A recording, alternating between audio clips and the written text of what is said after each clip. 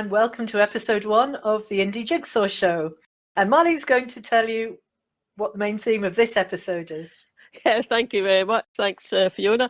So the main theme is all about nuclear weapons, Trident, the ones based on the Clyde, down the Clyde, how we might get rid of them. Is that possible? We've got 3 guests coming in.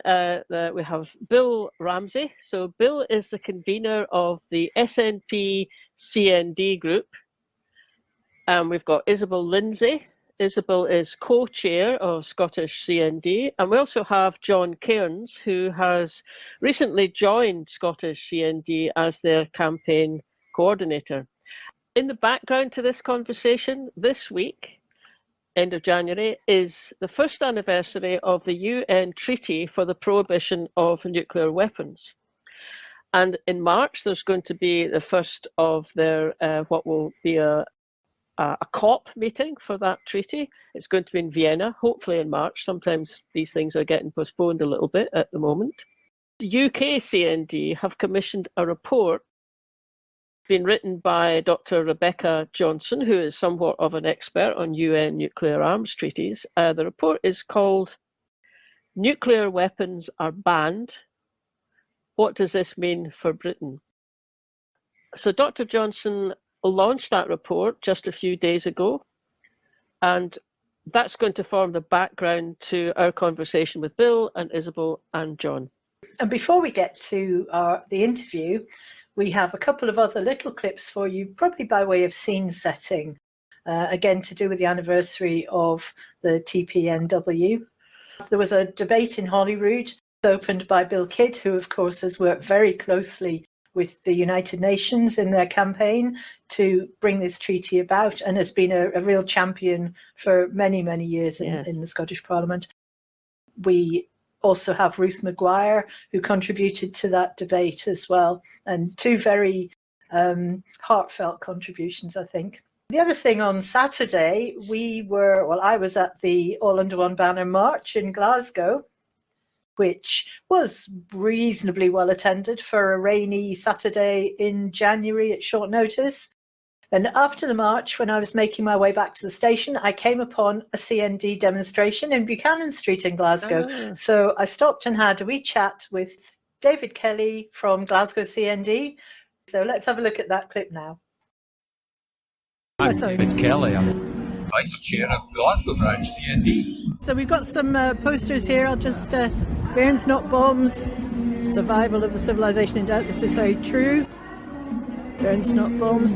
What's your main point in being here today? What are you focusing on? It's the first anniversary of the United Nations making nuclear weapons illegal. Of course. And so we thought we should come out onto the street, and we'll go slowly down Buchanan Street, handing out leaflets and trying to remind people that technically Britain's in breach of the law now. Yes. Obviously, the increase in the number of nuclear warheads that Boris Johnson's put through is in contravention to the nuclear treaties we've already signed, but Britain hasn't signed the TPNW, therefore doesn't have to, under international law, give up its nuclear weapons further. Yeah, which is pretty shameful in itself, isn't it? I mean, Scotland would sign it, but we don't have the power to sign it. Well, indeed, the difference in attitude between Scotland and the British government is remarkable here. Yes. It's very much a case of being in the big boys club, I think, is having nuclear weapons. Even Tony Blair knew that. But there we go. It's roughly 2% of NATO's nuclear arsenal that Britain's in charge of. Therefore, if we did give them up, it's not really going to impact NATO very much. According to recent polling, Finland is the country in Europe where the citizens feel safest. They, of course, were at war with Russia recently. They've got Russia on its border. Russia on its border and don't actually have nuclear weapons. So I'm not sure about the keep us safe argument at all. Well, it just doesn't make any logical sense, does it? Because if somebody aims a weapon at you, then it wasn't a deterrent, and if you aim a weapon at them, then it's not a deterrent. It's an aggression. So nuclear blackmail. We gave up biological and chemical weapons in exactly the same process. Slowly and steadily, the laws came through, and now basically no one is supposed to have them, and most countries will tell you they don't. Yeah. Although, of course, famously, we did go to war this century against someone whom we thought had such weapons. Yes, indeed. So it's a checkered tale. It is. The cost is truly enormous. For example, we are refuelling one of our nuclear submarines because one of the systems broke down. The cost to refuel a nuclear submarine is £500 million. Good grief. Right, we could probably spend this money better. Yes. I'm always charmed at the demos near a fast lane when we meet the Navy not nuclear ladies who look like a branch of WRI and whose point is that the country is undefended because we've spent all the money on our ability to murder Russian women and children. Indeed. Therefore, lowering the barrier for entry into nuclear war because we've got no ships, no army, only a few planes left. And so if anyone attacks us, we have to press the nuclear button. And when you think about what are the attacks that we've witnessed most recently, it doesn't protect us from COVID, it doesn't protect us from cyber crime. It doesn't protect us from poverty. Indeed, yes, there's a lot of... So, in every possible way, it's just the most obscene manifestation of the patriarchy. Yeah? Indeed. That's the way I see it. Yes. I'm a big boy, we can kill you all. Yeah. Clearly, there is no place for these nuclear weapons to go in the United Kingdom outside of Scotland. This is a huge problem for the Westminster government. I'm sure Boris will be glad to see the back of us, but there's nowhere to put the nukes.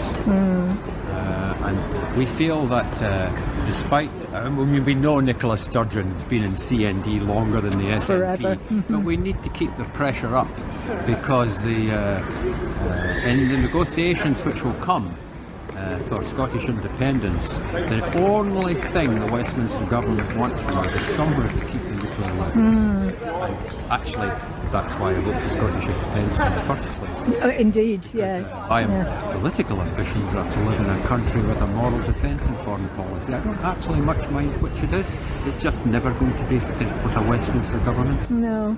And they've got the Americans on their shoulders as well, haven't they? I mean, I don't know how much they're also part of I think the Americans don't pay very much attention to us. Do you think? The Westminster government likes to think they have a special phone number, but actually they don't. I mean, it was the French that helped them escape from British domination. So it's all a fantasy. Yeah. Yeah. Well, that's interesting. Yes, we'll see how that pans out. So, where are you going next? I think we moved on down Buchanan Street.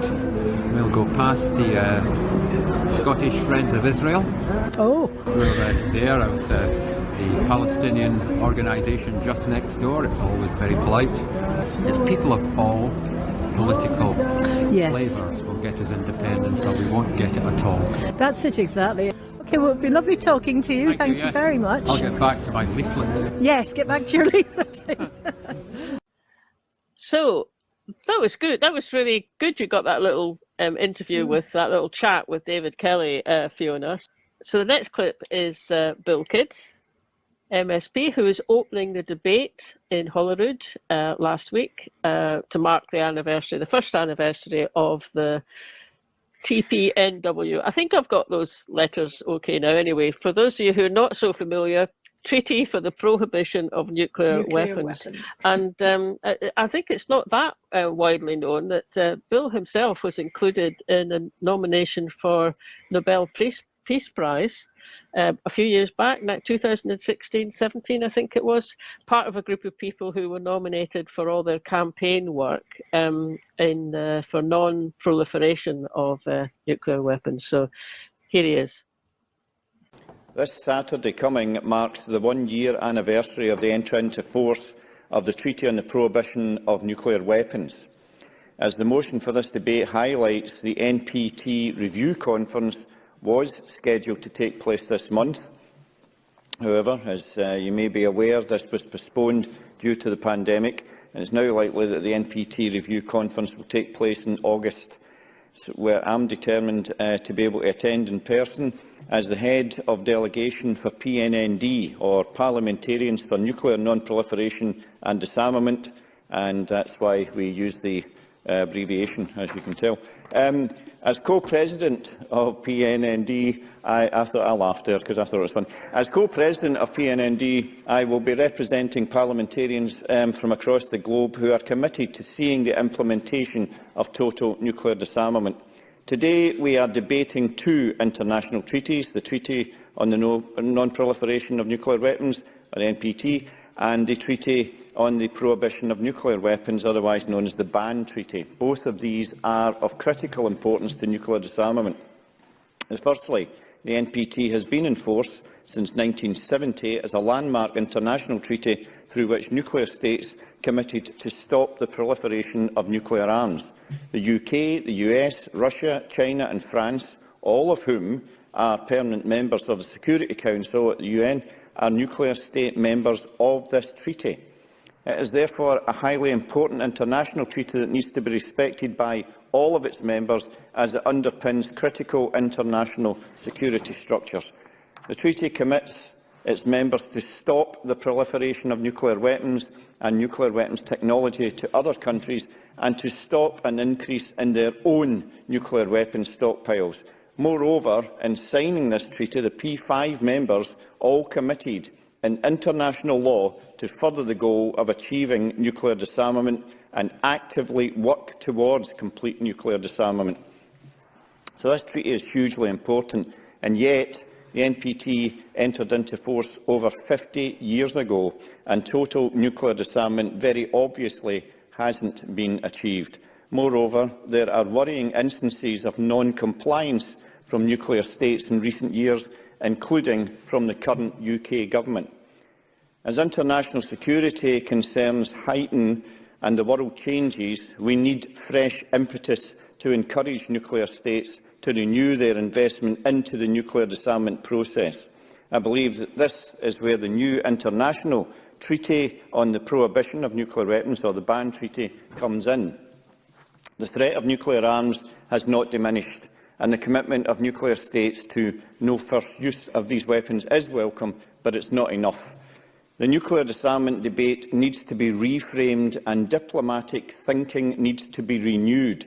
Nuclear armed states need to reconcile their security strategies with the moral question of whether nuclear weapons would ever be right to use. Nuclear weapons are indiscriminate. They do not target only a military base, and they actually devastate entire nations, including hundreds of thousands of civilians who in any country cannot afford to have to bear the weight of the actions of their leaders.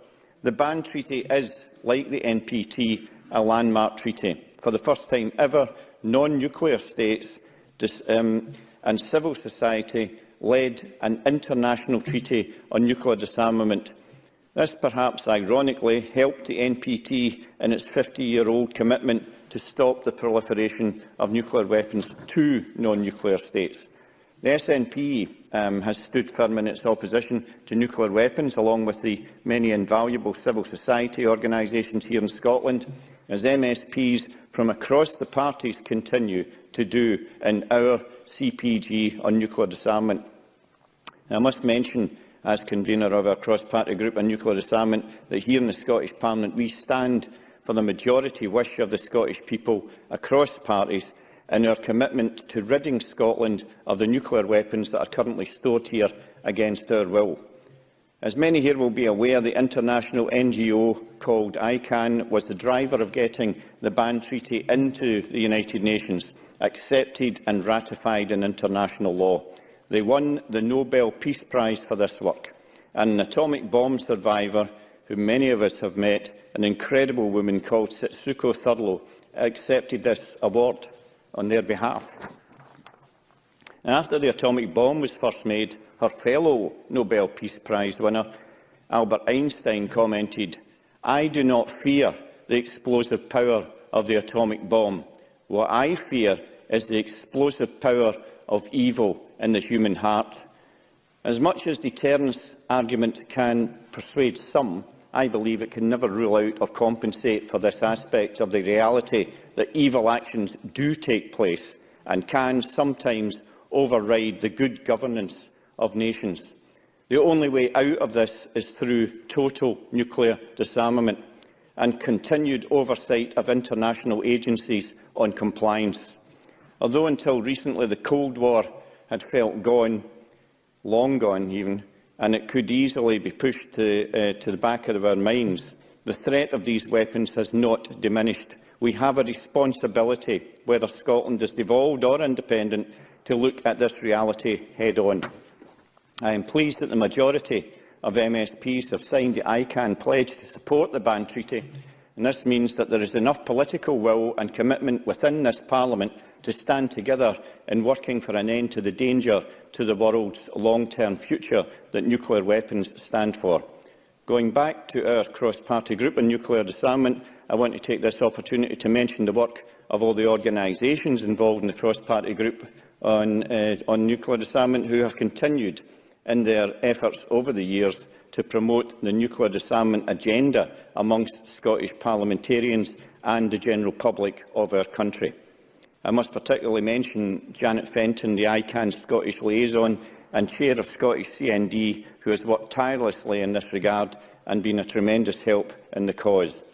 Alongside these partners, I will be attending the first meeting of state parties in Vienna this March, COVID rules allowing, to develop the ban treaty rules further, and I encourage my fellow MSPs from across the chamber to do likewise, if at all possible. And I thank you very much indeed. And Bill will be followed by Ruth Maguire, who spoke in the same debate. Thank you, Presiding Officer. And can I thank Bill Kidd for securing this important debate on the UN Treaty on the Prohibition of Nuclear Weapons, which came into force on the 22nd of January. In doing that, I'd like to also acknowledge Bill's long-standing commitment to nuclear disarmament, peace and justice. I won't call him a veteran campaigner, because the last time I did that he didn't like it very much, and I'll just say that his perseverance is inspiring. The Treaty on the Prohibition of Nuclear Weapons entered into force on January the 22nd, as I said, and so far 59 states have fully ratified it and are now bound by its provisions. Countries that have joined this treaty must never develop, test, produce, acquire, stockpile, transfer, use or threaten to use nuclear weapons. They are also forbidden from hosting another country's nuclear weapons on their territory or assisting or encouraging anyone else to engage in any of these prohibited activities. And, Presiding Officer, I have to ask why any state would wish to use or threaten to use these abhorrent weapons, the most inhumane instruments of destruction ever created. Weapons which, when deployed, incinerate human life. Close to 250,000 civilians met this unimaginable end in the Japanese cities of Hiroshima and Nagasaki in 1945, and many thousands more have since died from radiation-related illnesses. To date, the UK has continued to insist that it will not sign the treaty, nor be an observer at the first meeting of states parties to the treaty in March. The UK has also shockingly decided to increase its stockpile of nuclear weapons, in clear breach of its obligations under the NPT. The Treaty on the Prohibition of Nuclear Weapons, with its emphasis on prohibition and elimination, could rectify that deficit. Presiding Officer, safety and security is about more than the absence of violence or war. It's about creating a just and equal society in which everyone can achieve their full potential and where no one's left behind, and we help to nurture and support those who need it. The challenges and sacrifices we've endured over the last couple of years highlight that more than ever. They highlight what's important. And as we build back from COVID, recovery must include the end of nuclear weapons. Of course, nuclear weapons are immoral, but it's not just immoral. It's also economically illiterate to spend hundreds of billions of pounds on weapons of mass destruction when that money could be invested on a recovery that actually benefits our citizens. Article 4.4 of the treaty has a clear relevance for Scotland. It states that each state party that has any nuclear weapons or other nuclear explosive devices in its territory or in any place under its jurisdiction or control that are owned, possessed or controlled by another state shall ensure the prompt removal of such weapons as soon as possible. When the First Minister Nicola Sturgeon endorsed the Scottish Women's International League for Peace and Freedom's Covenant to support the TPNW entering into force, she said, "While the Scottish Government is unable to become a party to the treaty, as First Minister I strongly support the principles of the treaty and the work of the Women's International League for Peace and Freedom. An independent Scotland would be a keen signatory, and I hope that day we can do it is not far off." As Bill pointed out in opening, in Scotland we have a majority of our parliamentarians signing the ICAN Parliamentary Pledge and a First Minister who has spoken out in support of nuclear disarmament. I believe the only way to guarantee an end to nuclear weapons here in Scotland is for us to regain our independence as a nation, and I look forward to very much the day that we can do that. Thank you. Now that we've had the scene setting from Holyrood, let's go and meet our special guests for this month. So, carrying on with today's programme, and I'm very pleased to welcome our three guests with us. So we have Isobel Lindsay, Bill Ramsay and John Cairns, all associated with Scottish CND, as you've heard. So yeah, thanks all of you for being prepared to come on the programme. So the Treaty for the Prohibition of Nuclear Weapons. Can you tell us? Can you just tell us something about this treaty? Now, there have been previous treaties connected, UN treaties connected with nuclear weapons. Could you say a little bit about how this one's come about, and does it different in any way from previous efforts? Yeah, I think the origins of this really go back to about 2010, actually go back a bit longer than that in a sense. And the Non-Proliferation Treaty Conference in that year produced a lot of frustration, but this had been building up because the origins going back to 1960 of the Non-Proliferation Treaty was a kind of deal, a kind of bargain, that the existing nuclear powers at that time would maintain their nuclear weapons at that point, but other nations would all sign up to a commitment not to go nuclear. Now, this, of course, was at the end of the 60s. You had all the campaigning, all the crisis like Cuba and concerns. So that was a big step forward. Article 6 of the Non-Proliferation Treaty committed the existing nuclear powers, although they were keeping their nuclear weapons for that period, but to take serious efforts to ensure that they would be working towards the total abolition of nuclear weapons. Now, key players on the non-nuclear side among the nations were getting more and more frustrated because the nuclear powers were just treating that Article 6 with contempt, far from stepping back in terms of they were constantly modernising and developing and so on. So there was an anxiety to do something else, to take this forward separately. And it started with several conferences. Norway convened one, I'm trying to remember where, I think it was Mexico's, was another, on the humanitarian consequences of nuclear war.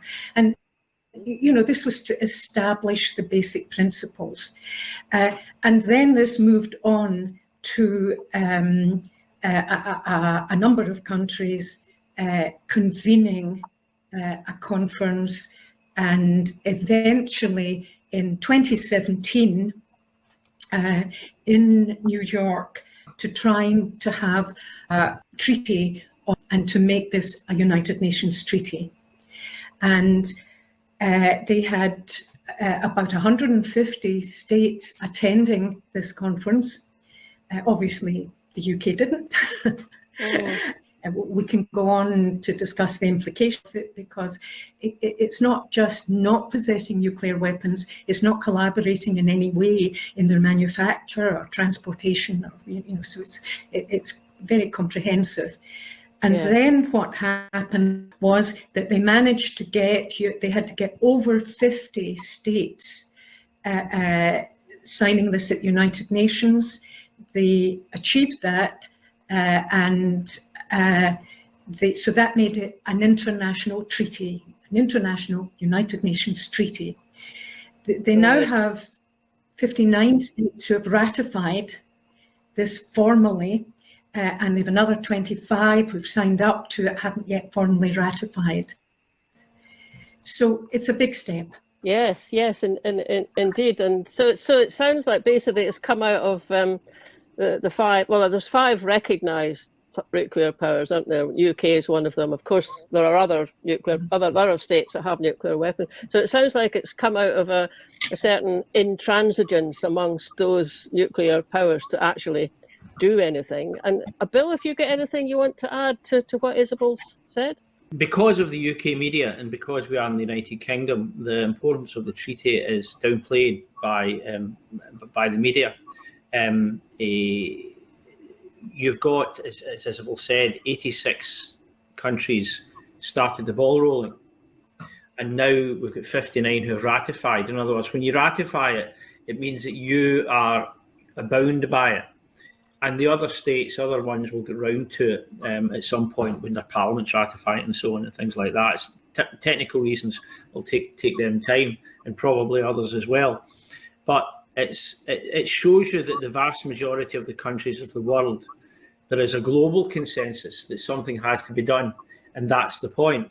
And I think in that sense, it's crucial we get across to the independence movement that this is the normal position. It's not just the rational position, which is important, obviously, but it's actually the normal position of the vast majority of states within the world. And like other treaties that have been ratified, over a period of time, more and more states join them until you end up with a small minority who have not joined them. And I think one of the important things is and we'll be coming on to it in a minute, but the report that was published last week by Rebecca Johnson was the author of it. It points, and also the one of the organisations that's key behind it, the International Campaign Against Nuclear Weapons, called ICAN, which was important in taking it forward. One of the things is the main nuclear powers didn't like it, they don't like it, and tried to stymie it, slow it down, and it's not worked particularly well, because now you've got some NATO countries are sending observers, and I mean they're not pleased about that. There was a left government elected in Norway, and they're sending observers, and the new coalition in Germany, they're sending observers, and that's two NATO states, and hopefully that sort of momentum will grow, and so the power of the Permanent Five to keep other states away from the nuclear issue will erode. So it really is quite important. And that meeting in Vienna, it's due to take place at the end of March, though Rebecca mentioned in her presentation last week that depends on the COVID context in Austria at the time. But that really, it's actually a COP. I mean, everybody who will be listening to this, when you broadcast it, are now familiar what a COP is, because COP26. Well, actually, the meeting that takes place in Vienna at the end of March is actually the COP1 of the TPNW. Right. So it's at that status, if you see what I mean. Yeah. And there are people going from, as well as Bill Kidd, parliamentarians, and Bill is the president of the global PNND, which is along Parliamentarians Against Nuclear Weapons. It's a global organisation of parliamentarians from all over the world. Bill is one of the co-presidents, as well as the politicians, as well as the diplomats from the various countries, the 56 ratifying states. There'll be a lot of people, as there was at COP26, not in the same scale, of course, but there will be representatives of civic organisations, and some of us intend to go as part of civic Scotland through CND. Yeah. So, let's hope it never gets as far as its own COP26, and let's hope we can get some. It's happening a long time before that, actually. But can I just pick up on something that Isobel said about Article 6, about not increasing stockpiles but decreasing stockpiles? But of course, last year in the integrated review, the RUK government increased their nuclear warheads from 180 to 260, which is completely in contravention of Article 6. And their response to that accusation was simply to say, no, it's not. And that was as far as it went. So I think a crucial role for TPNW is to pick up on that sort of behaviour and to much more clearly say this is unacceptable. And that approach is being adopted by the states who have signed, the states who have ratified, and hopefully the other supporting states. So it's a step forward from NPT in that regard, and I think it's a clear role for TPNW. Mm-hmm. Yes, yeah, it does. That's really helpful to have that perspective on it, and it also sounds like it's a bit different in as much as civic society, civic organisations are being asked to take part in that. Is that correct? Oh yes. I mean, ICAN, the International Campaign Against Nuclear Weapons, was one of the prime movers of it, and that's a sort of, you could possibly say it's a sort of global civic organisation, and that really is quite important. The reason why that's very important is, of course, that there's been, as Bill said, there's been a great deal of pressure from the nuclear powers not to have this go ahead at all, over a number of years. And NATO in particular has twisted a lot of arms, not just of its own members, but of neutrals like Finland and Sweden to try and stop them ratifying, which they haven't yet done. So, I mean, there's a recognition that what's very important here is getting civic organisations within many of these countries to do the internal campaigning to push their governments. Yeah, I think an important part of what Isobel has just said as well is the ICAN Cities project, that cities within the P5 or the N5, whichever you wish to call them, have signed up to supporting the treaty. So, for example, New York has, which might be quite surprising, Glasgow and Edinburgh both have, Manchester, and there are a good few others. So cities across the world within states that are not supporting TPNW are publicly signing up to support it. So that, hopefully we can build on that momentum as well and put pressure on the governments within those states. Yeah. I mean, ICAN produced a real interesting opinion poll last year on the public attitudes to the TPNW in the NATO countries, and the yes majorities for the TPNW in NATO countries. And I've got a list here: Norway 78%, Iceland 86%, Belgium, Canada, Denmark, Italy, Netherlands, Spain, all well above 70%. The UK is about 58%. But the no's are down in the tens and the low teens. I mean, in some countries, like in Italy, 87%, Spain, 89%. So there's large number. The public in these countries very much support it. And interestingly, they did another one about the countries that host this, some of the tactical nuclear weapons or whatever. We don't have the figures for Turkey. But if you take Belgium, Netherlands, Germany, and Italy, Belgium 57%, Netherlands 58%, Germany 83% to get rid of the American nukes in their country, and in Italy 74%. So there is really big public opinion support for the TPNW. But of course, on our media, you won't hear about it. No. To pick up on what Bill said about the UK, in spite of the UK's refusal to sign TPNW and actively promote against it, 59% of public opinion in the UK want the government, across the UK, want the government to sign up. And that's 50% Conservative voters, 68% of Labour voters. So it's not just by the normal demographics, it's not by age, it's not by region, it's not by intention to vote. That's of the total public. And the public in this country then, are in the UK, are in favour of signing, but the government are just completely ignoring that. And I think, so even locally, this is true. Yeah. I think this is where Scotland is so important to the TPNW, for reasons I'll explain, and the TPNW is so important to Scotland. And the reason why Scotland is or the prospects of an independent Scotland are so important to the TPNW is obviously none of their existing member states have nuclear weapons. But the situation in Scotland is that we are an outstanding example of a country, and there's a specific provision in the treaty for a country which is hosting the weapons of another state, and the procedures in place there. But because we are the host, because we've got the biggest site, and certainly in Western Europe, of nuclear weapons, and these are going up in numbers, that if Scotland became independent, if, as we have had commitments to do so, there was an immediate ratification of the treaty, this would be the great example of the treaty in operation, of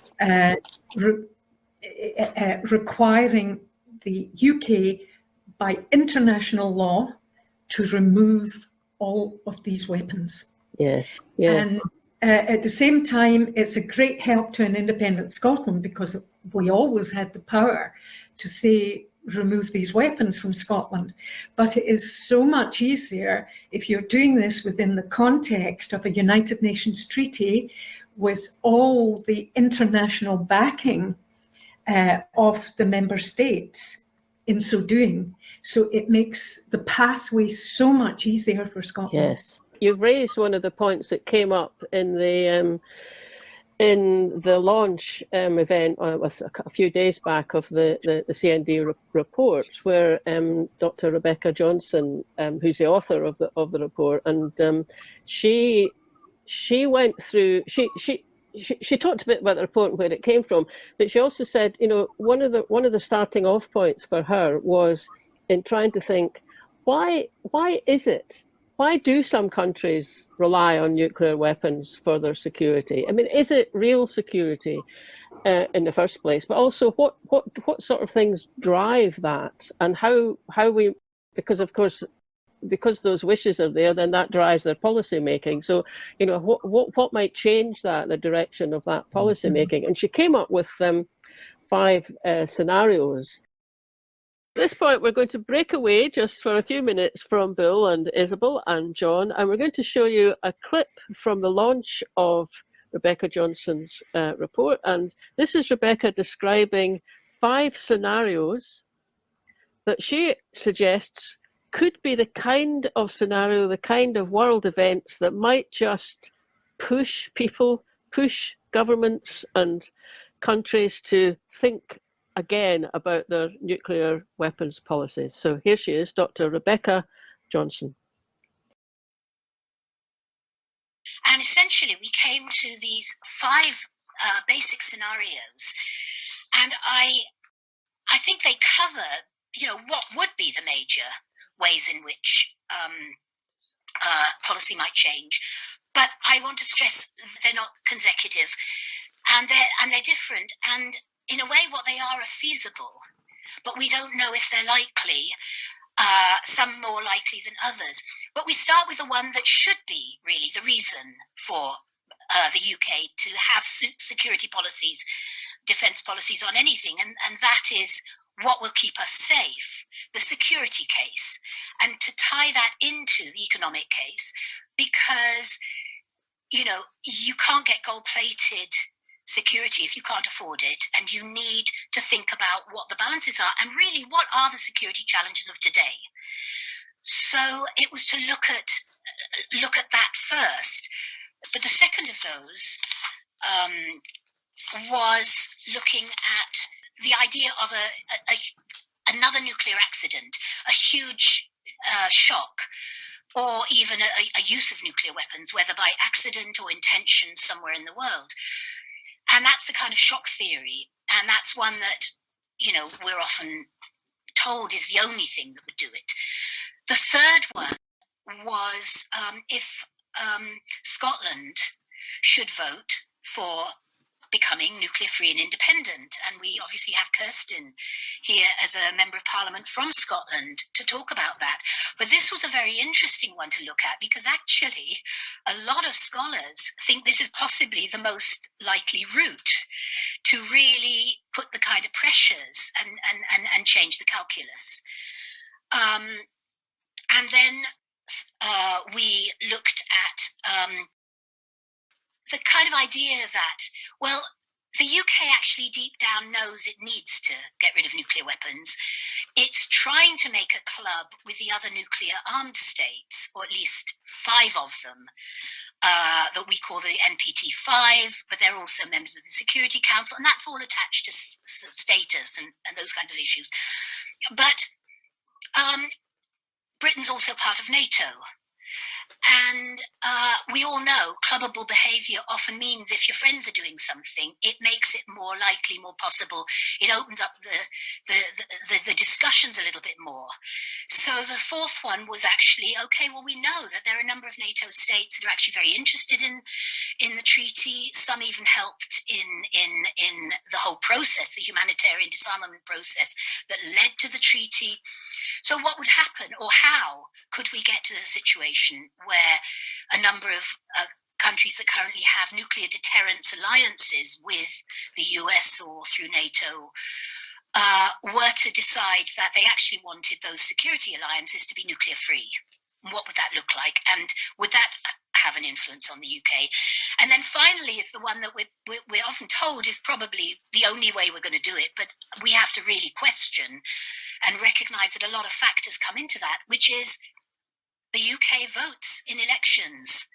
And we get governments that decide that they want to be nuclear free, and they therefore want not to spend the money on renewing Trident and so on.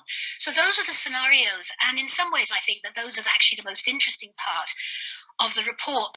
So having heard those 5 scenarios from Rebecca, we're going to go back to our guests.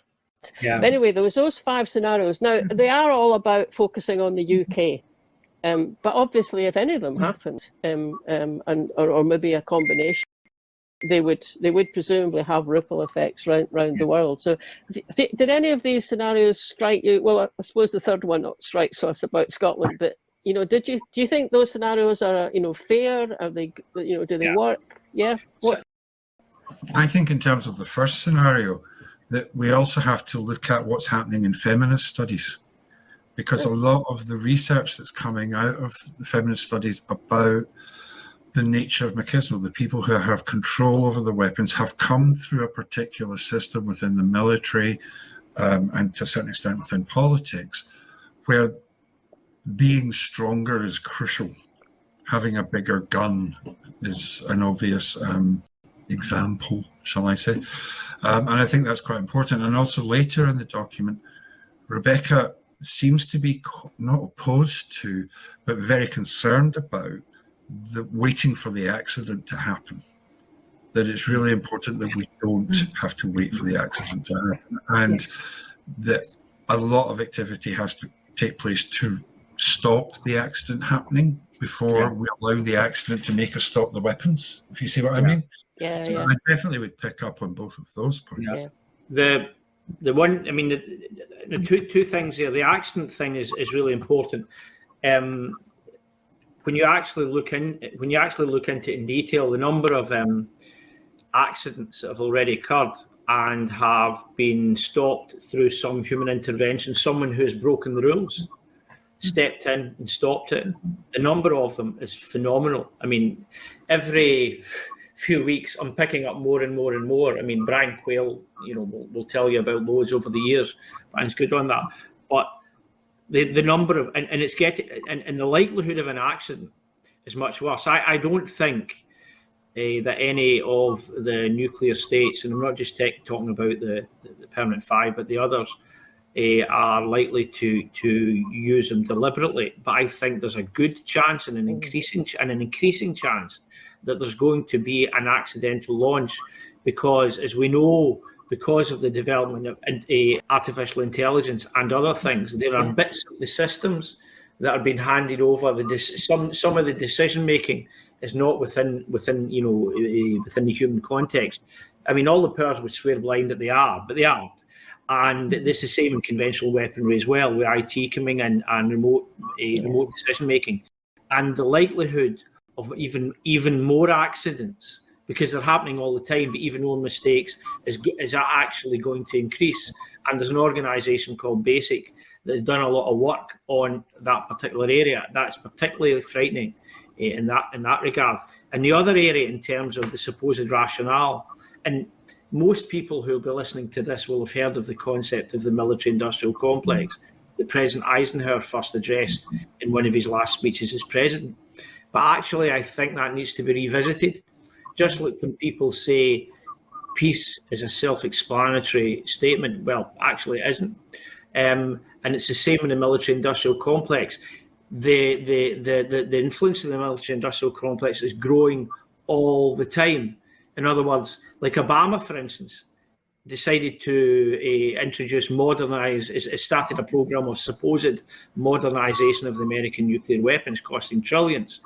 Even hawks in the United States say that some of this is unnecessary. They come up with an excuse to build a new nuclear weapon, and that is a serious problem as well. Is they come up with renewal of this, renewal of that, instead of downgrading, instead of reducing, increasing. So when you say that, are you suggesting then that coming up with a new, upgrading it, a new weapon, that's more to do with feeding the needs of the military-industrial complex than it is to do with the needs of security? Oh yeah, and there's another aspect to this, which I'm actually at the moment, I'm doing a lot of thinking about this, but nothing in paper. But the analogy, and this no disrespect to folk who are religious or the Catholic Church, but I think the analogy I think of is the 16th century church, when it was one of the intellectual centres of Europe. Now, they knew certain things about astronomy and mathematics. They knew it. But some of the things that were being said for political, cultural reasons couldn't be addressed whatsoever. And so one of the things the military-industrial complex is, it quite smartly gives money to universities in all sorts of ways, so that you now have academics who there are certain things they can't touch or they won't go near. And because I'm looking at these areas, it's fascinating in one sense and unfortunate in another. When you look at the cartwheels, intellectual cartwheels, that some military academics will go through to try and pretend that this doesn't mean that. Well, in reality, they're getting money and they ignore certain things. They simply will not address it. Just like in the 16th, certain issues, if you start to address it in public, then you get burned. Well, nowadays, if you start to address it, then your funding will be cut. And I'm talking about not just in the military, but I'm talking about in the analytical community as well. They simply won't address certain things because it's going to cut their funding. I think also we should be aware in terms of this kind of economic factor that it does also apply further down the scale in terms of economic interests. It was really quite amazing that when Corbyn was at his height. Now, Jeremy Corbyn is a long time supporter of nuclear disarmament, a vice president of CND. I can remember speaking with him at meetings in the early 80s. And yet he was forced to realise, or he was told, that you will not get a commitment but to stop the new Trident programme through party conference. And the reason why that was a no-go area. I mean, I was quite shocked when I saw some of the very left people saying, no, we can't touch this. And the reason why is because you would not get the backing of two big trade unions. The GMW in particular, but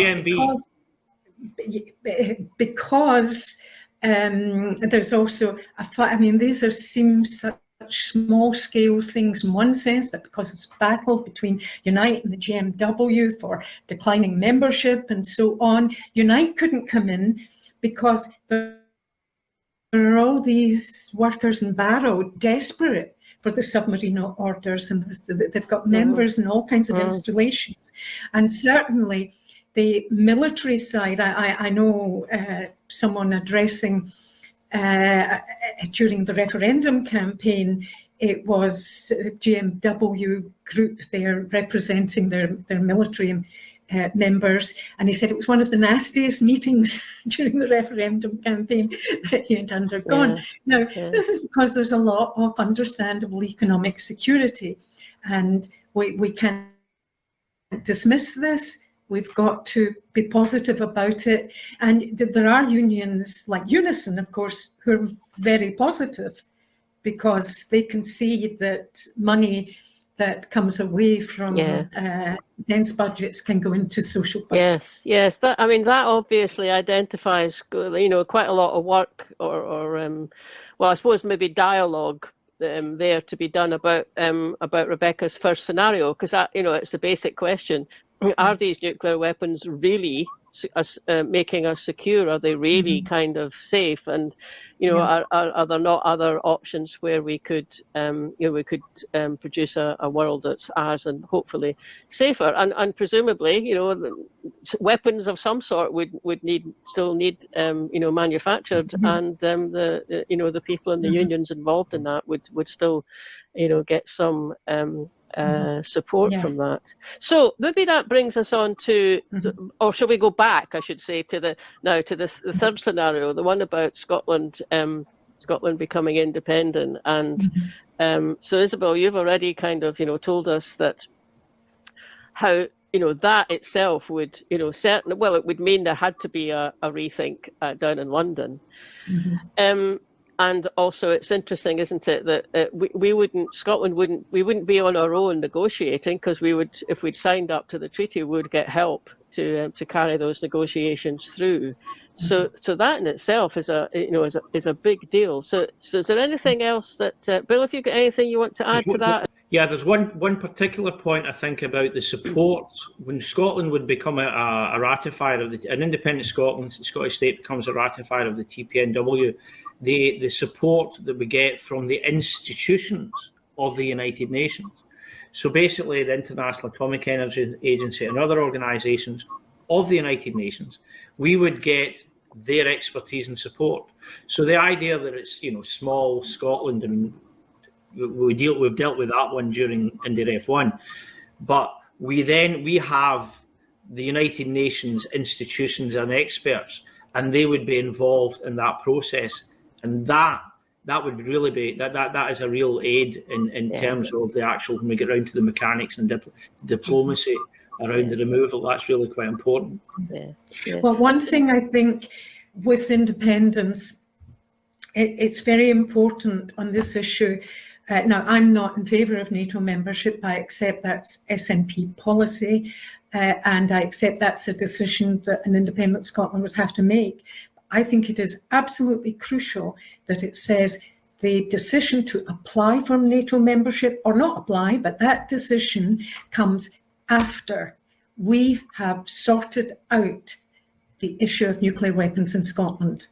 And that we have ratified this treaty. Now, the reason for that is that if you applied while you still have the UK's nuclear weapons, every kind of pressure would come on us to delay it. Give them 10 years, rental of the site and so on and so on. So every kind of pressure would come on. But as in all negotiations, if it is absolutely clear, no, we're not even asking for membership until we have dealt with this, then that's different. It's a lost cause.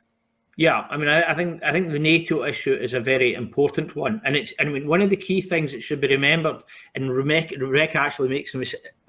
I was there at the debate, and I've not forgotten it. I was taking part in I spoke against NATO membership, but she quotes in her paper she had, what was it? The votes. She had 394 for NATO membership and 365 against. a margin of 29. Actually, in the first vote, when the cards went up and counted, it was only 15. So it was very, very, very close. And the point about NATO membership, in my view, it should be used as a diplomatic card. In other words, if you want us to join, then these are the it's a transactional thing. And the idea that Scotland is too isolated, it's an absurd. I mean, just look at the map, the map of Europe. Scotland is in one of the most geopolitically stable regions of the world. The idea that anybody's coming to get Scotland anytime soon is absurd indeed. I remember there was and the Scottish public agree with this, because I remember it was a telephone poll, I grant you, I think, but I believe there was a poll where they asked people, whoever commissioned it, asked people, they thought the likelihood of an invasion of the British Isles, and they literally put this, and the idea of an invasion from outer space got 5%, and the invasion of the British Isles got something like 3 or 4%. And of course, that's actually, although that's tongue in cheek, actually that's geopolitical reality, because if you look at a map of Europe and where Scotland is, we're in one of the most geopolitical stable areas of the world. We're not as geopolitically stable as, say, New Zealand is, but I mean, what I keep asking this when I'm in seminars, and sometimes I get ignored by the speakers about this, but I say to them, at what point in the ferry from Larne to Cairns does the purser have to come on and say, warning, you're leaving one of the most geopolitical stable parts of the world and entering this dangerous and uncertain world? It's just a nonsense. Scotland is nestles in one of the most stable areas of the world. So the idea we're going to be invaded anytime soon is complete tosh. So the idea we can use the NATO, we can use the NATO members. And I mean, and presumably, as well as being sort of geopolitically stable, it's also geopolitically important, I would guess, to NATO. I mean, given we're on where we are and we corner up there, and actually it's not. They say it is, but actually geopolitically important equals, oh my God, the Russians are coming with a GDP. Yeah, it does. Yeah. That's what I was thinking. Yeah. I mean, the idea that if the Russians are going to invade anywhere, they're not going to invade Scotland. So the idea that the Russians are coming is just complete and utter tosh, because they have a GDP about Italy. And I remember one time when I was an EIS senior office bearer, I was at a conference in Stockholm, and there was a chap who was there as an intern, and he was a Russian chap, and he'd served in the Donbass area. I was told this by someone at the meeting. You got to meet this chap, because he was an intern with Education International, but he'd worked somewhere else. And I actually said to him, "But you've only got the GDP of Italy." And he was really offended by it, because the Russians, they will deliberately bang the hard the drum as well. But Scotland is not going to be, in fact, the United Kingdom is not going to be invaded by anyone. That's why the Royal Navy can go halfway around the world, because no one's coming to get us. Oh my God, no one's coming to get us here. Just going back to what we were saying about, let's get the nuclear weapons and us joining the TPNW, in place before we start talking about joining NATO or not. Is signing that treaty something that an independent Scottish government can just do, or is it the kind of thing there needs to be a referendum about? No, it's policy. It would be the policy of a political party. Moreover, and Isobel will maybe talk more about this, but the TPNW is actually designed in such a way that Scotland could actually become a signatory. It's not a signatory, a ratifier of the TPNW, and then join a military alliance if it wanted to. So it's not an either or. It's not an either or situation. So, but Isobel is absolutely right. We join. We become ratifiers of the TPNW, and then we can look at NATO membership. And if Stoltenberg turns around and says, well, if you people join the TPNW, you can't join NATO, we just shrug our shoulders and say, wow, Yeah. Okay. They won't do that. They won't. I mean, they'll mumble, but they won't actually do that. They'll mumble. Okay, there'll be murmurings off stage. And John, you were wanting to come in there. Yeah, just on a wider effect. Well, not wider, of independence is what happens to the actual nuclear weapons themselves. Mm-hmm. It would cost a huge amount of money, billions, to move them. Where do you move them to?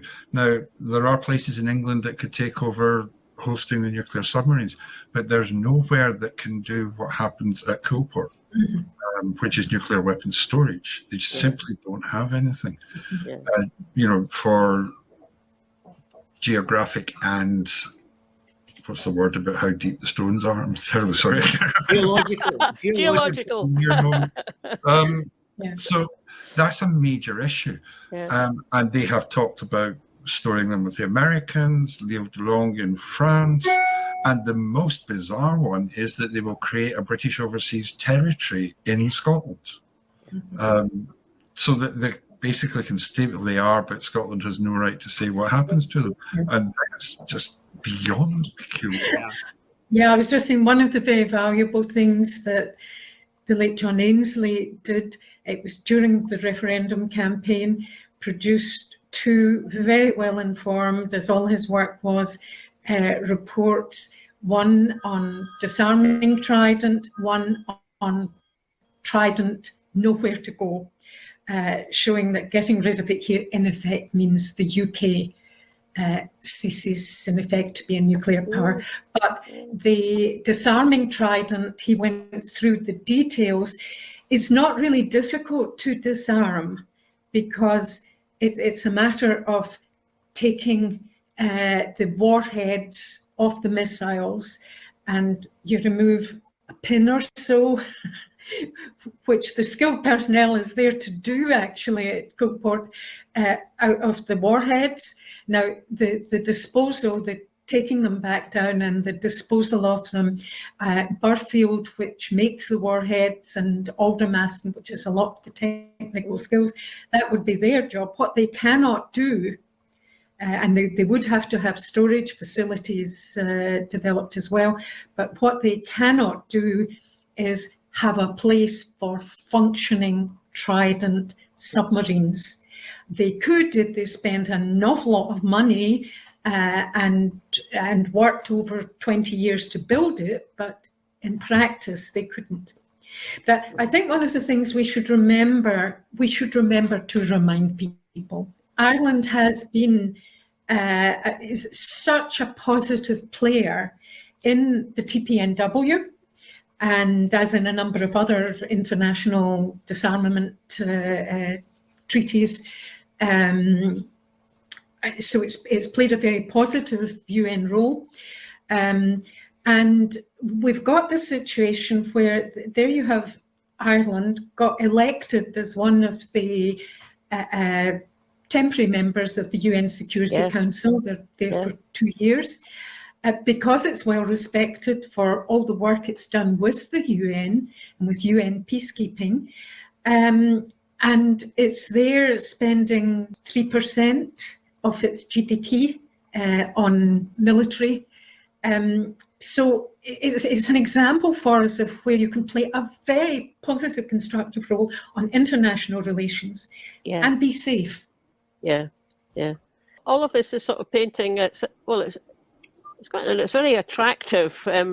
Other scenario, isn't it? I know there was the 5 scenarios that we're talking about that Rebecca came up with, but there's also a kind of, for those of us in Scotland, a very, I think, appealing scenario of not only becoming independent, but then, over, say, the next 5-10 years after that, because we'll sign up to TPNW, then becoming independent, and that then starting the ball rolling, maybe.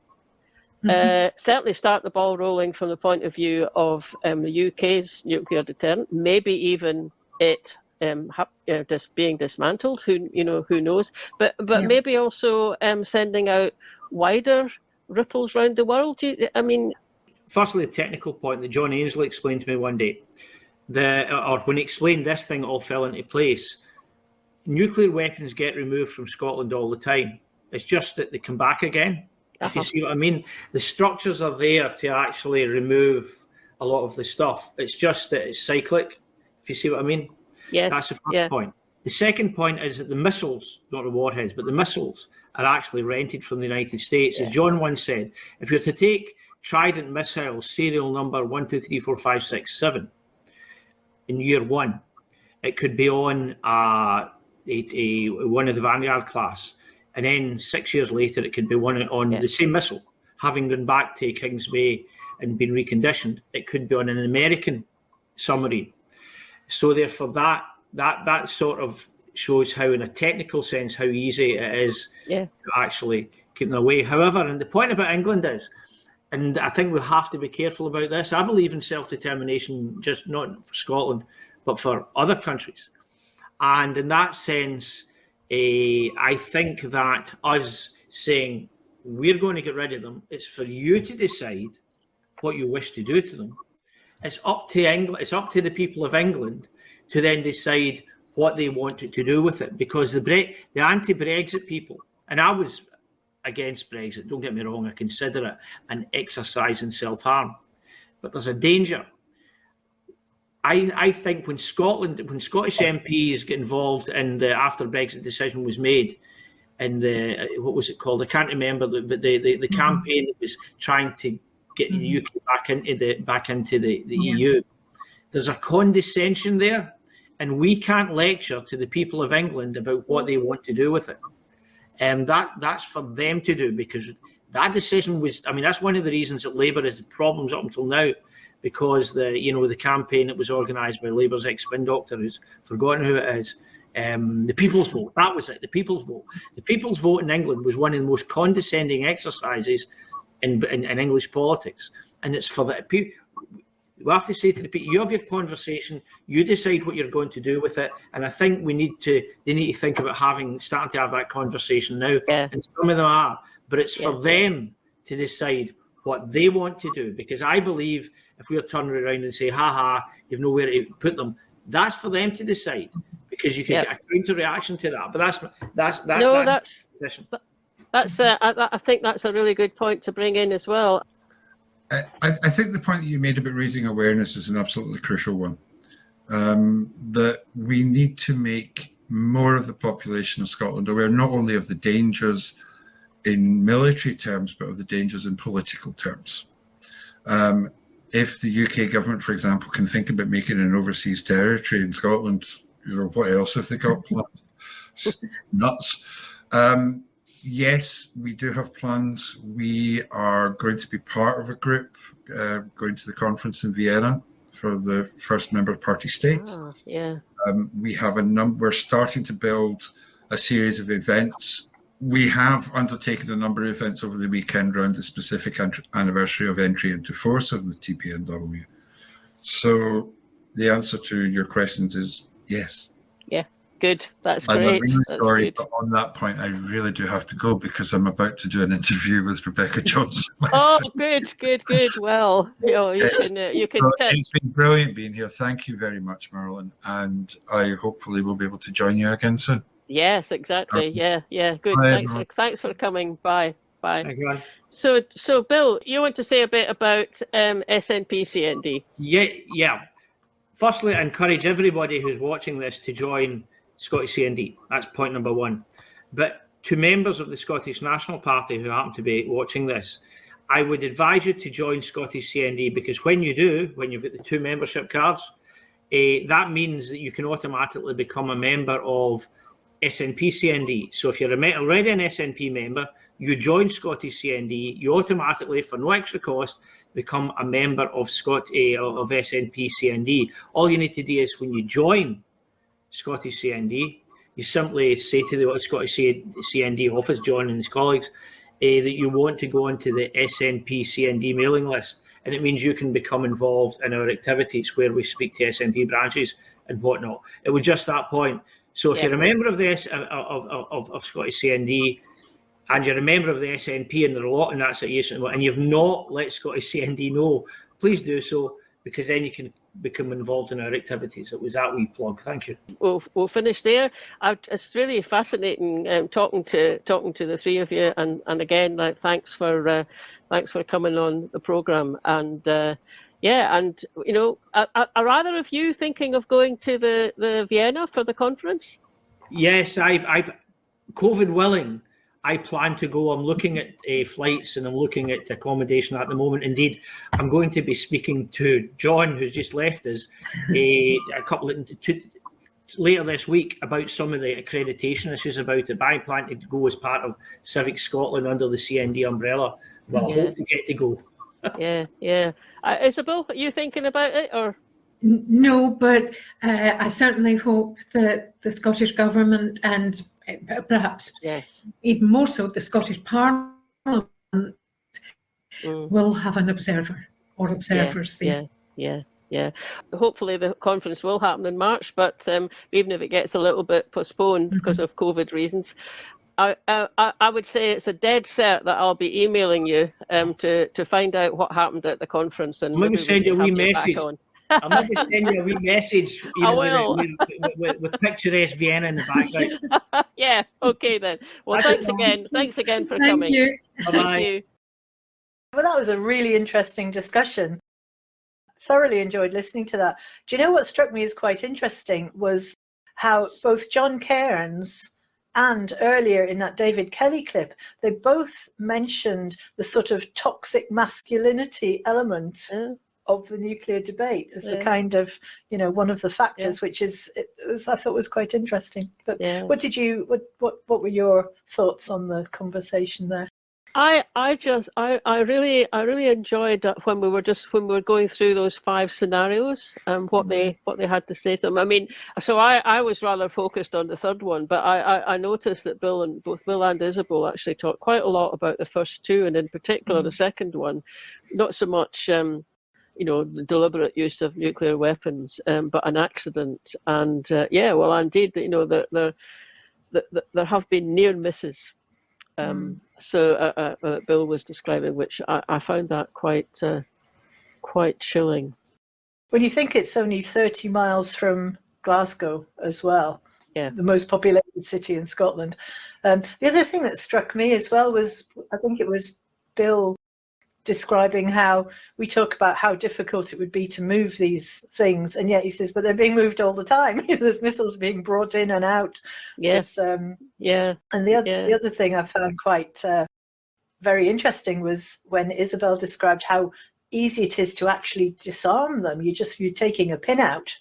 Then what happens to the nuclear waste and the rest of the sub is kind of England's problem to decide what they want to do with it. But as far as we're concerned, if it's no longer armed, then that's a big step forward. Yes, indeed. And I was quite struck when Bill made a point of saying, remember, once we're independent, we mustn't, well, he didn't quite put it like this, but how I'm putting it is, we mustn't fall into the trap of then starting to tell England what they should do about their nuclear weapons. It will be their choice, and if they decide to keep them, well, that is completely their decision. We may think it's not a good decision to have made, but it is their decision.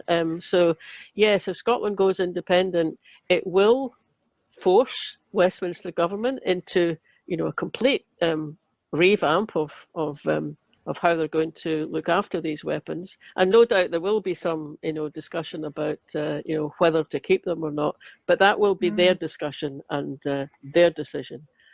When Bill earlier was talking about the percentages from different countries who supported the treaty, although the UK was the lowest, it was 58%, and we don't know how much what that would be divvied out between Scotland and England, which could well be quite different. It still suggests that potentially a majority of people in England don't want nuclear weapons, and possibly don't want them more when they're on their doorstep rather than ours. Exactly. Yeah, exactly. Yeah. So, where are we going? Who are we going to next? Okay, next, just to sort of round off the discussions, we have Kirsten Oswald, who is SNP MP for East Renfrewshire. She is also the deputy leader at Westminster, and she's chair of Parliamentary CND, and she is responding to earlier discussion of the report from Rebecca Johnson that we played the clip of. So we thought it was interesting just to get Kirsten's response to what again to what those 5 points were that Rebecca had Yes, made. that's right. She was one of the speakers during the launch. I was listening into it. I did grin myself when I noticed that every time any mention got made of Scotland becoming independent, Kirsten sat with a big smile on her face. As do we all. As do we all. Well, yeah, as do we all on this on this programme and this set of presenters anyway. Okay, so we move on to Kirsten Oswald. Really positive to see such large numbers of people on the virtual event here, and it has been fascinating to hear the speeches that have been delivered so far, and to give some thought to what's been said. I think there's a lot more thinking to do based upon what we've heard today, and I'm looking forward to the Q&A on the same basis. But I think that Rebecca's report that we're launching today is really important. I think that it does remind us of a road that we've travelled down a long way, but as Julian has very eloquently laid out, we certainly have some way to go there when we try and think about how to rid the world of the threat of nuclear weapons. And I think that the Treaty on the Prohibition of Nuclear Weapons must be an important milestone on the route to their elimination, and we've heard very clearly why that's so important. And I think that what Rebecca has set out actually is a vital source of information and arguments. It reminds us that over 50,000 nuclear weapons have already been dismantled and destroyed, and the remaining 13,000 are held by just 9 states. So if the UK was to cease to hold a nuclear arsenal, it would join the 95% of countries which already exist without such weapons. And I think what the report also does is to very powerfully undermine the argument that holding nuclear weapons makes the UK safer. Unless the UK is prepared to initiate an immoral and criminal nuclear response to some kind of non-nuclear threat, then these weapons are irrelevant militarily to the day-to-day security of the UK. And, that's, I think, a discussion that we could and should labour on as much as possible.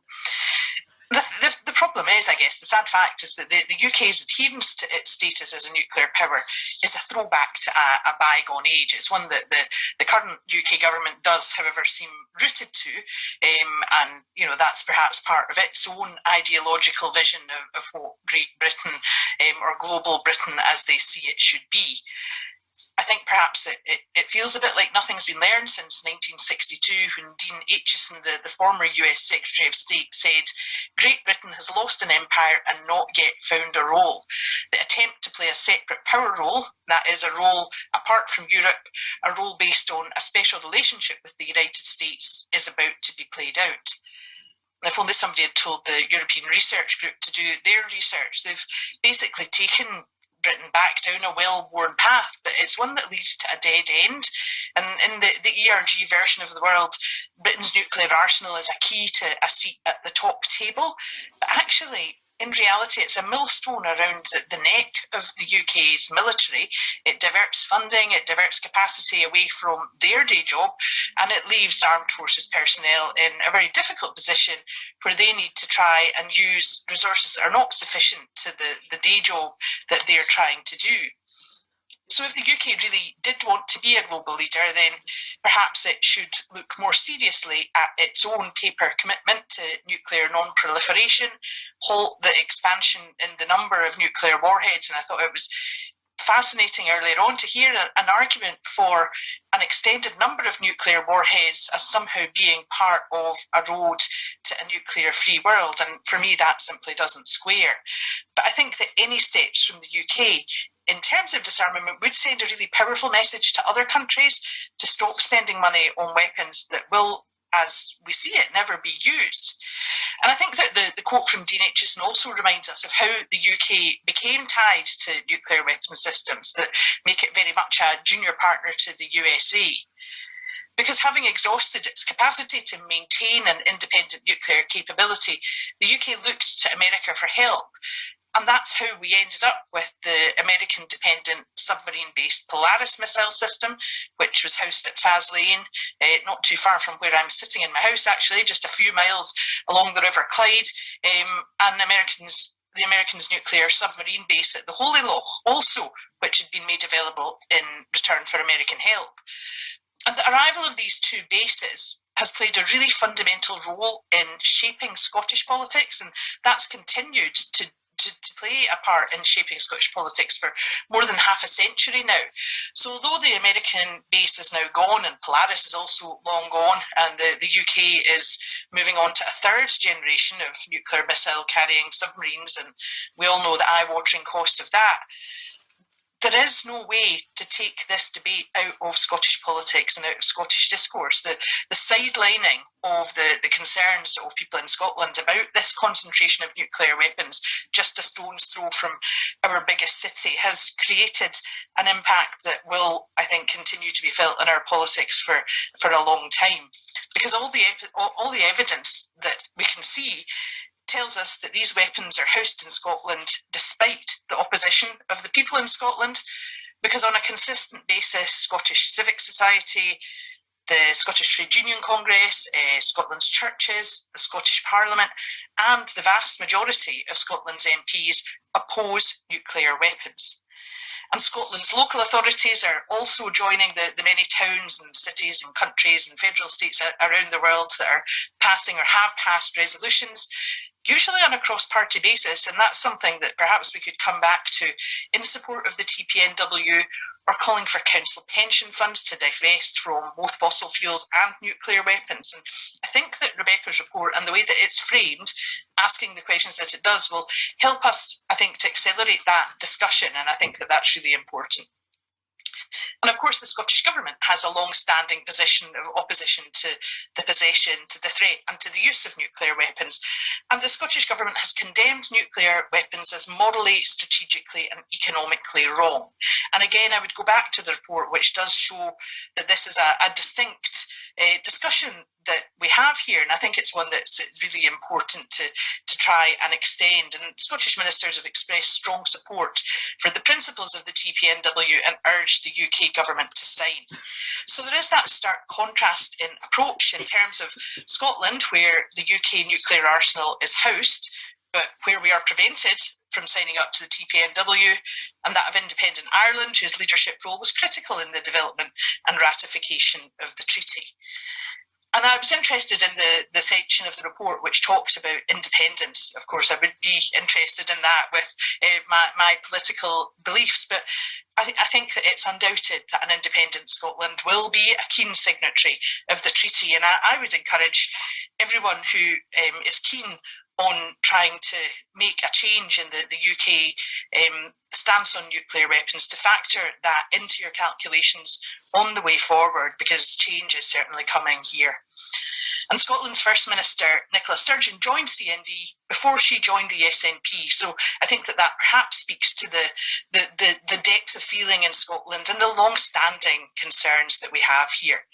Indeed, when she was asked a time ago about a possible coalition government at Westminster, she actually made it clear that scrapping Trident would be a requirement for the SNP in participating in any coalition.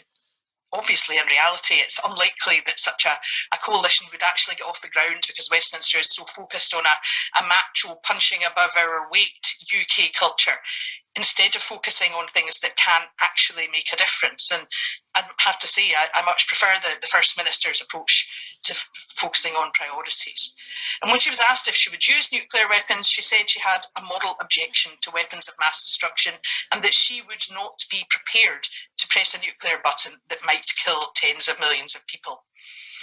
So if I could borrow another phrase from Dean Aitchison, he said, "There'll be no learning period with nuclear weapons. Make one mistake and you'll destroy nations." And the report goes on to highlight American records on the use of non-nuclear drones in terms of revealing patterns of failure there, which have caused the death and injury of many civilians, including women and children. And of course, the people who control these drones are just people, just as those who are in control of the nuclear weapons are. And we heard about the pressure that, of course, would exist if you were in that decision-making situation. So reality tells us that errors and miscalculations can occur to any of us at any time. And I think that that's one of the key points that we need to really try and focus governmental minds on when they're thinking about nuclear weapons. Not only about when they can ever be used, which in my book is never, but also why such a dangerous and a dangerous and unchangeable weapon should ever be part of an armoury at all. And I guess that if I'm moving to a conclusion, that some of the things that really strike me are that Rebecca's report drives home the message that we're not on a linear path to nuclear disarmament. Part of Trump's legacy is the loss of the Intermediate Range Nuclear Forces Treaty, and part of Boris Johnson's legacy is an increase in the number of UK warheads, which of course is contrary to its treaty obligations. And that has made Scotland once again an unwilling accomplice in the storage of these.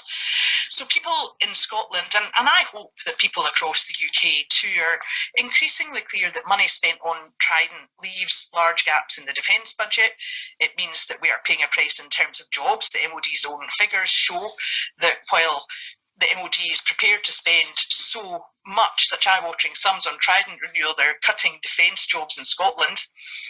And I think that the report's recommendation to look further at the work carried out by the Scottish Government Working Group on a Scotland without nuclear weapons could help us to find a way forward more broadly. And I'm sure Rebecca would have a view on that as a former member of the group. I know that she may share the frustration of the chair, Bruce Crawford, at the limitations that the group faced at some points because of the split of reserved and devolved powers.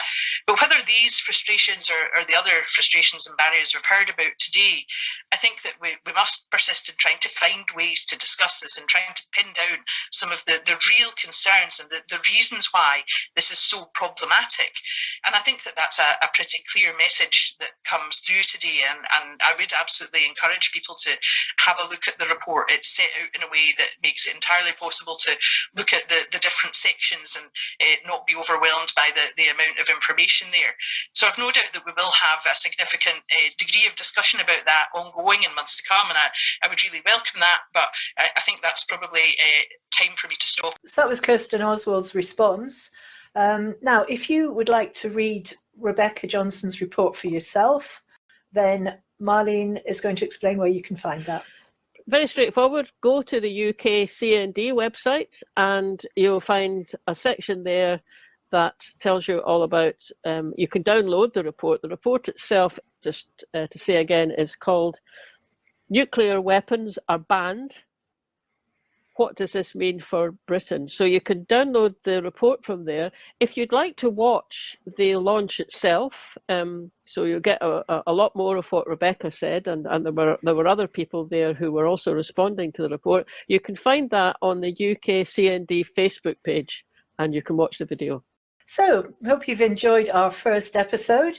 Just a couple of things coming up that we wanted to let you know about. On the 22nd of February, if you're not sick of the sight of me and Marlene, you can watch us again on our other show, Mibby's Eye, which is more for people who are undecided about independence. So I'm sure they're not going to be fed up watching you and me, Fiona. No, but, how could they be? Anyway, as we were saying, the first episode of Mibby's Eye, the other new show, will be on Tuesday the 22nd at 8 o'clock. Great, that's good. Okay. And again, go to our YouTube channel if you want to find out more about that show. There's a little introduction there, but to put it really briefly, Mibby's Eye, what we're looking to do is produce good material about the kinds of topics that are of real concern to people who have not yet made their mind up about independence, and maybe just kind of maybe's aye, maybe's no. So we're going to focus on the kind of subjects that are of concern to them, and that does depend possibly on which part of the country you live in, because if you live in the borders, you've got concerns about the border. If you live up in Aberdeen, you've got a different sort of concerns that maybe just, so we're hoping it'll just be a source of material that the indie campaigners and activists can use to nudge folk a wee bit closer to yes. On the 5th of March, all under one banners. First march of the season, really. The Saturday one that we've just had was an emergency march in protest at Boris Johnson's latest escapades, really. So the 5th of March in Paisley, there'll be information about that, I'm sure, on the Facebook page for All Under One Banner. And then on the 19th of March, there is an anti-racism demo in Glasgow, which is at 11 a.m. meeting at Kelvin Grove Park. And that could be quite a big demo, I think, March Against Racism. I think Independence Live is hoping to cover that as well. Yeah. So we might well be at that march. Well, you and I might be out and about with our new fluorescent jackets for doing Vox Pops. We might indeed, and they are very fluorescent, having road tested it on Saturday. It really is. I imagine we could be seen from space. So that's it. The only other thing that we'll plug while we're here, just before we go, we do have 2 podcast channels if you want to keep up with various material from the independence world. One is our SoundCloud channel, which is Scottish Independence Podcasts, and one is a Podbean channel, which is, again, Scottish Independence Podcasts, but you can pick that up wherever you get your podcasts, Apple, Google, Spotify, or anywhere you get them. There will be a podcast version of this show in due course as well. A second episode of this show, that'll be coming up on March the 4th. We don't know exactly yet who'll be part of the show, but 2 people who definitely will, I'm going to be talking to them together, are Eileen Budd, who is an illustrator, and she's produced a book called Ossian, and she's illustrated it beautifully. So, and we're going to be talking to her about why she feels it's so important to kind of produce not an updated version of all the stories and myths about Ossian, because she does remain true to the original documents we have about those when they were first written down. But her illustrations are up to date and they're really beautiful. So I'm going to be talking to Eileen about that, and with her will be Iona Fife, who's a very well-known a singer, Scots singer, and also champion of the Scots language. It's due to Iona that on Spotify you can now say that you're singing in Scots so they've recognised it as a language on the whole Spotify platform. So Eileen and Iona will be on the programme, and there will be other guests whom we have yet to decide on. I was just thinking there, Eileen Budd has been on, we've interviewed her on the radio before, but we weren't able to see any of her beautiful illustrations. I know. So of course now we can. Now we can, exactly. Yeah, now we can. Great. That'll be great. Okay, so that's us for this month. Thank you very much for watching. If you like this, maybe subscribe, give us a thumbs up, and we'll see you again next month. Yeah. Bye.